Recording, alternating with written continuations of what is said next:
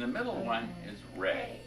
And yesterday I flew in through Chicago and then down here so that I could be with all of you and my grandchildren and my children and have a nice visit. Who has a question for me? Yes? What kind of jets did you fly? What kind of what? Jets did you Jets, fly? fighter jets, ones that go supersonic. You were a pilot? Mm-hmm. Could you tell them how you earned that special Sure. privilege? Do you have to study hard? Well, first of all, I had to graduate from college, and then I went in the Air Force, and then it took a whole year and $1 million to train me to be a jet pilot. And then I went off and flew jets for almost 30 years. I did a few other things along the way, including teaching. Who knows who the #1 general in the whole military, who he is? Anybody? Chairman of the Joint Chiefs? I have a comment. You only got $1 a day.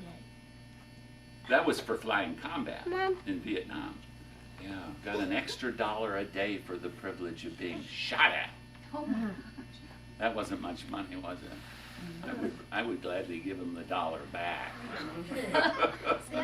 What other questions? Yes. What kind of airplanes do you own? Do I own? None. I haven't even flown myself in a number of years.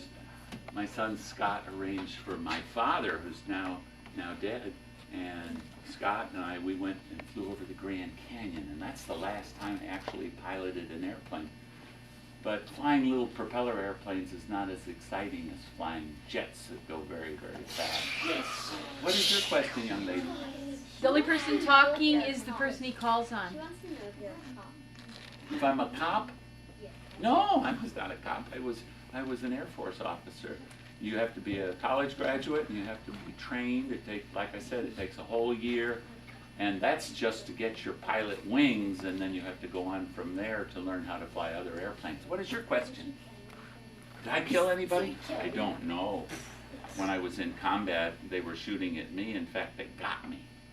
And I had to eject from my airplane because it was on fire. And then I came down in a parachute. And unfortunately, I landed in some great big boulders. And I had a broken arm and a broken leg and another broken leg. And if a helicopter hadn't come along and picked me up and rescued me and taken me to the hospital, I'd still be there. Let's clap for him And that defending was our 30 country. years ago. Whoa. Yes, what's your question? Did you, which college did you go to? I went to Trinity College, which is a small college with only 2,000 students in Connecticut, right next to Rhode Island. And I lived at home with my mother and father and just drove to college every day to study. It's his turn. What is your question? Did you ever shoot any planes down? I almost had a chance, but my plane was broken. One night we were flying in the dark, and I had to get a different plane, and by the time I went and got the other one and got it all cranked up and checked the systems and made sure everything was running, they said, come back in. We're not going to let you fly tonight. And the fellow that was flying with me went out and he shot down an enemy airplane. So I didn't get to. Who else? You Mrs. had Murray one has a question. already. The teacher has a question. Yes, I have a couple questions. One, like, were you extremely frightened when people were shooting at you? And then how did you avoid being hit? I guess some people might be, but no, it didn't bother me. How would you tell they were shooting, or how could you get out of their way? When they're shooting at you, generally they're tracers that they can use for accuracy. Every 7th bullet when they're shooting at you has a red stream behind it. So if you see a red stream coming up, backseat, the navigator, he got sick. He was throwing up. And then when you push down, the missile comes up and it changes and comes towards where you're going now, and then you pull up and your stomach goes down in your toes. It's very violent. And how fast are you going? Just usually right around transonic, not quite supersonic. 500-600 miles an hour. What question do you have? How do you dodge the missile? Has anybody ever shot a missile that follows you around? Yeah, they do follow. You know, they're radar-guided missiles, and they do follow you. How do you So- get rid of it? Well, like I say, you push down and the missile says, oh, you're not going to be there, you're going to be there. So the missile changes, and then you pull up and you go that way and it goes past you and misses you. Can you tell us a little bit about your job? You have a really good job. Well, about 20 years ago, when I was living here in Austin, I started working for an airline. America West was the name of the company. They were very small at the time. We had about 12 airplanes and about 2,000 employees. And shortly after that, I moved out to Las Vegas. And since then, we've grown, and we have about 125 airplanes now. And we're actually a major airline, which means that we have annual revenues that exceed $1 billion every year. And I work in the airport there in Las Vegas, which is the 9th busiest airport in the entire country. We have just over 100 flights a day out of there, so 100 of our airplanes come and go every day. And I've been doing that for about 20 years, which is, as we discussed yesterday, a little over half my life. If you were going to hire one of these students to work for you, what kind of skills do they need to have? Well, if you're going to work in customer service, which is where you deal with the public, you want to have an outgoing type personality and be good with people. You want to be able to have problem-solving skills where you can assess a situation and make it better. And you want to be able to deal with people well, and smile, and be an outgoing type. If I came up to you and said, you made me miss my flight, what would you say? Say, gee, I'm sorry that you missed your flight. Why don't we try and get you on another one? Oh, okay. Yes, George. If we're having our millionaire party soon, I'm changing to you. Like We're you're having a millionaire's party, so we understand what a million is. It's been hard to learn. Do you know what a billion is? Yeah. What is it? 2 commas. George, you're right on the board of it. It's 1,000. Oh, 1,000. I have a question for everybody. If I said, okay, as a class, we're going to count to 1,000,000, starting now, 1, 2, 3. How long would it take to get to 1,000,000 if you counted continuously around the clock? How long do you think? Probably a week, maybe 2 weeks. That's a very good guess. About 3 weeks it would take to count to 1,000,000. Without And that's sleeping. not stopping to go to the bathroom or eat or anything. Now I have another question. If I said instead of counting to 1,000,000, we're going to count to A billion, how long would it take? 6 weeks. Longer. How long do you think? 12 weeks. Longer. How long do you A think? year. Longer. How long? 2 years. Longer. About 5 years. Longer. Remember what I 10 told you? years. How a billion is 1,000 Longer. millions. So if Oh, it I takes think you I know. 3 weeks, What? it'd be Around 3,000 100 weeks.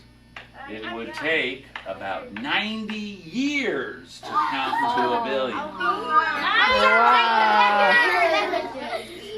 That's a question. Yes. I have a question for you. Oh, okay. Have you ever shot a missile to your enemy? I have. Have you taught that? No, didn't get them. Combat is a terrible thing.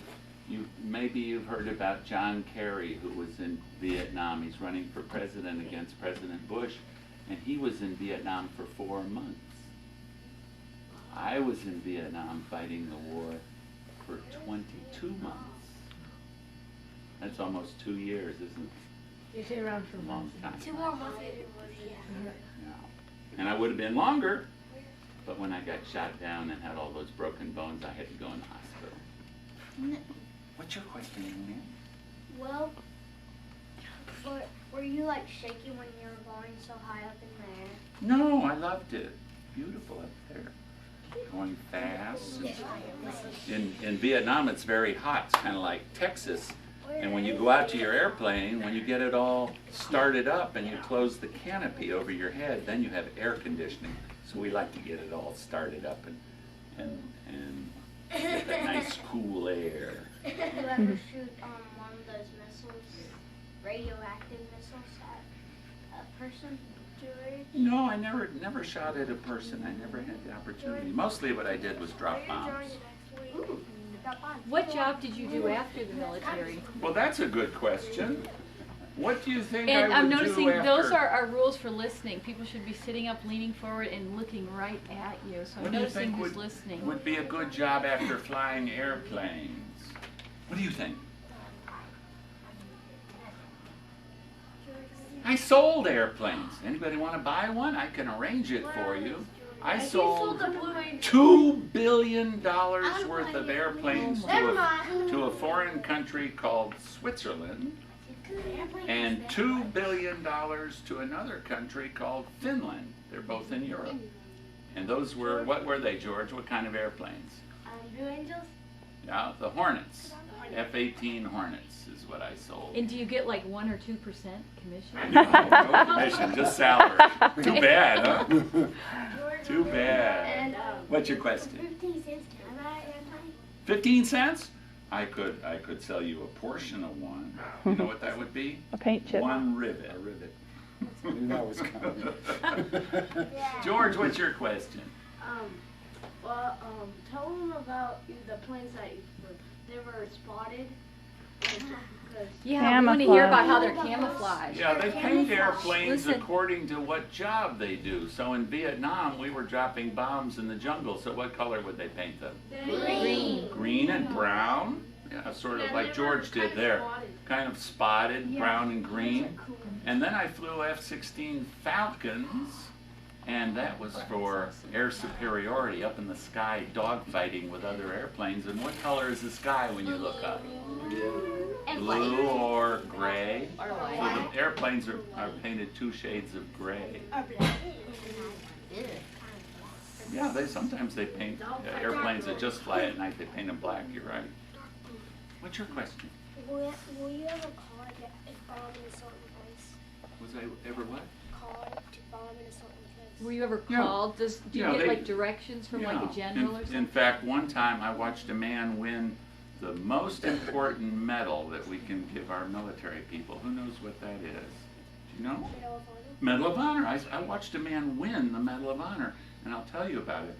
I was called to go and help out rescue some people that were caught in a camp in the jungle because the bad guys, the enemy, were coming over the fence with guns and they were going to capture them.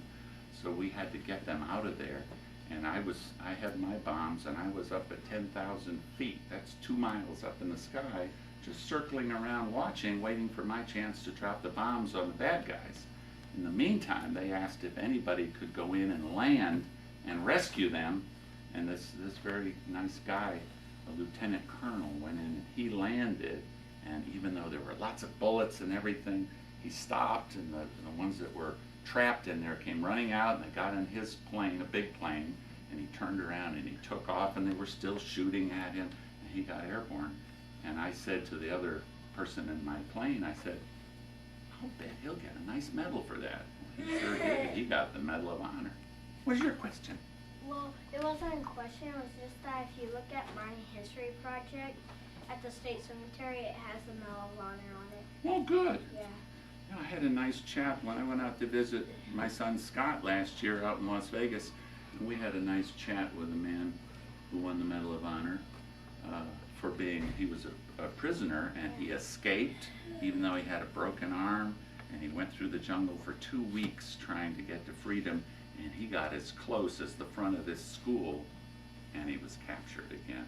And he spent 5 years in prison. But he got the Medal of Honor. You had a question, young lady. Have you ever accidentally shot somebody that was on your side? No. No. They're very careful about things like that. You sure wouldn't want to drop anything on the good guy.